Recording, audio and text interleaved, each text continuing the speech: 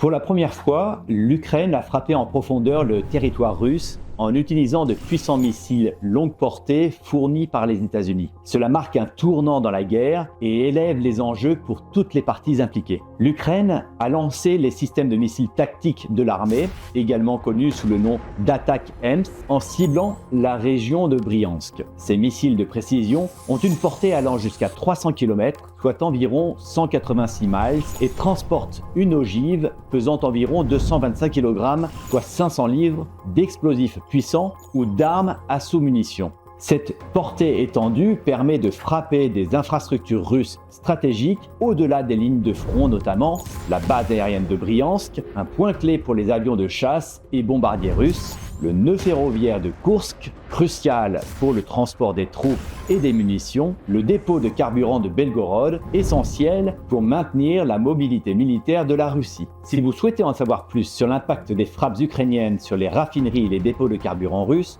je vous invite à consulter ma récente vidéo. Elle analyse en détail comment ces attaques perturbent la logistique et affaiblissent les capacités opérationnelles russes. Cette décision des États-Unis pourrait ouvrir la voie à des alliés comme le Royaume-Uni et la France pour autoriser l'utilisation de leurs missiles longue portée, Storm Shadow et Scalp, déjà fournis à l'Ukraine, mais apparemment soumis à des restrictions.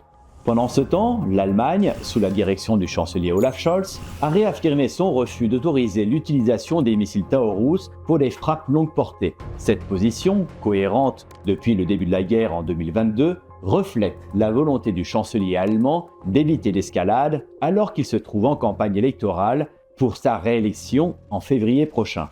La Russie, accusant les États-Unis de provoquer une escalade, a réagi en révisant sa doctrine nucléaire.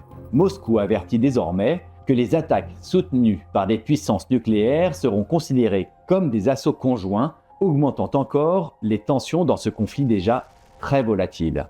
Merci et à bientôt.